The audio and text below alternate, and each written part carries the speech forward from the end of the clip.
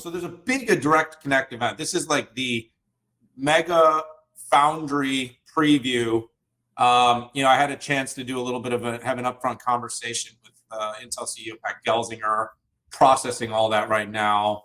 But I'll share some things that I can on the record, and of course share some of my own speculation because that's always fun. But first and foremost, I think this is going to be a victory lap moment with the 5 and 4 and talking about kind of the whole IDM strategy. But the pivot really quickly is going to be, this is what the world is going to be interested in. Okay. The world is going to be interested in, besides the fact that, you're trying to address, supply chain resiliency, trusted supply chain, and all these other items. And we're also, we're going to want to see the world address the Sam Altman $5 to $7 trillion supposed needed investment. And we're going to want to understand who are going to be the partners and who are going to be the companies that are going to be capable of bringing leading edge process manufacturing to the West at scale.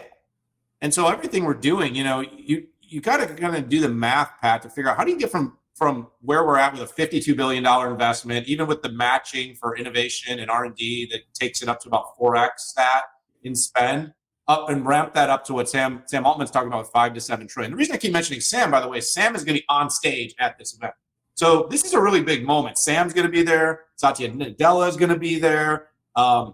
Ginny Raimondo is going to be there. You've got leaders from companies like, I believe, Pat, you shared this, like Cadence, Synopsys, a lot of IP companies are showing up.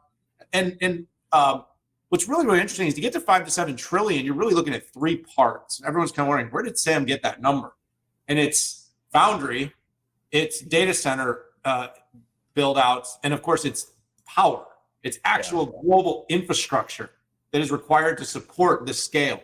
We're already seeing, the amount of power consumption because of AI. It's doubled, I believe, is the number in about a year's time since we've rolled out. But these are very power hungry designs. So the world wants to understand what's the relationship. I think I saw Ed Ludlow on Bloomberg shared something this morning that Sam is ready to go get U.S. government backing to go after his chip venture.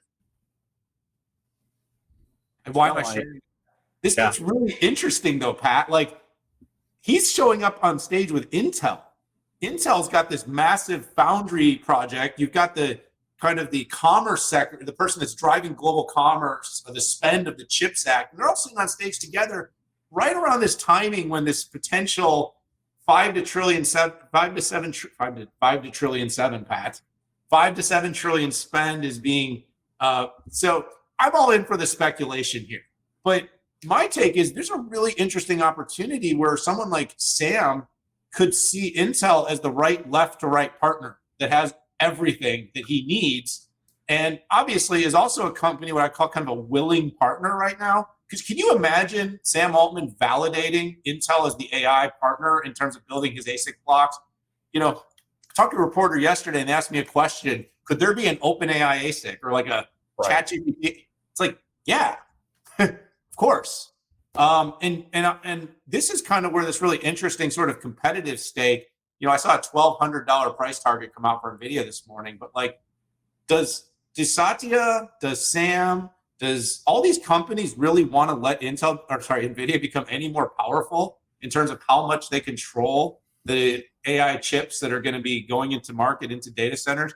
There's a lot of kind of these, different powers coming together right now, these forces coming together. And I think a lot of very interesting speculation is going to come on stage. I'll say one more thing. I seriously doubt anything of this nature is going to be announced. This is just me kind of putting together parts and pieces and saying, wow, Intel's been kind of accused of not hitting the AI opportunity. You've got the most prolific personality in the world on AI going on stage, bar none. I mean, did you see that thing they launched yesterday? Dude, we don't even need to go to events anymore. Just have Dan and Pat talking about Intel IFS Day, and it's going to create a 1-minute video. Sorry, sizzle reel makers. Game over.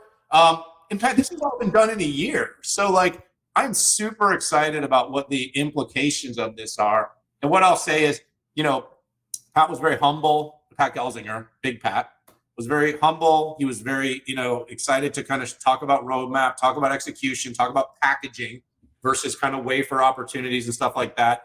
but you couldn't help but notice just an optimism, which, given the fact that 99% of the AI chip market's going to NVIDIA right now, what's that optimism all about? So that's me doing a little speculation.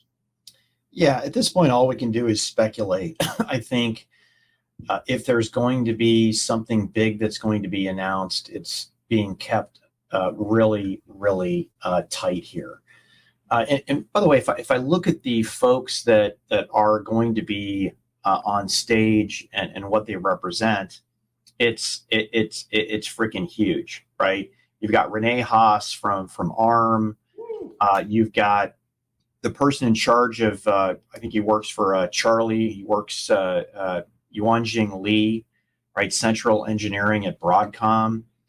We've got Eric Fisher from MediaTek, Jason Wang, the president of UMC, Art DeGuys, the founder and chair of Synopsys. It's interesting they sent him and not the new CEO, the CEO of Cadence. Maybe that was the reason, because Synopsys and Cadence are big rivals. Oh, and then Ansys, who's being acquired by Synopsys. And EDA, packaging, design, IP. It's crazy, Pat. Yeah, and by the way, I had a couple people on X hit me up that, what about NVIDIA? What about, by the way, NVIDIA's already working with IFS on Ramp C. That's the defense contract for the United States. While I don't know this for a fact, I believe the big packaging customer that they're talking about is for AWS with Graviton, Trainium, and Inferentia. Again, I don't know that. I'm going to speculate. Qualcomm, I do believe, is taking a slow roll on IFS, but I do believe if 18A works and the White House shifts critical infrastructure and they roll in smartphones in there, Qualcomm's going to have to do that. And by the way, Qualcomm is the most diversified design company out there in terms of its supply chain. They're everywhere and they work with everyone.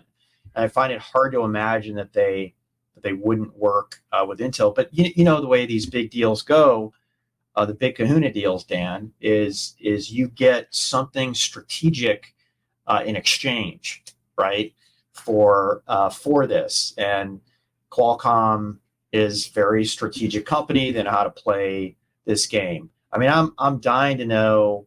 If Sam gets up there and Satya gets up there and just talks about milk toast, it's going to be seriously disappointing, particularly when Altman is out pounding the pavement on whatever the heck he's doing between chips and data centers and foundries. Yeah, like I said, did you hear what I said about Ed Ludlow? He tweeted out that Sam's ready to go ask for funding. Yeah, I saw that. I saw that this morning. No source, no name, no nothing. But I like to speculate on speculators. Oh, that's good. But yeah, I mean, that's a Bloomberg thing to do. Bloomberg does tend to get a scoop from time to time. But it is very interesting, and just how fast this stuff is moving. It's just wild.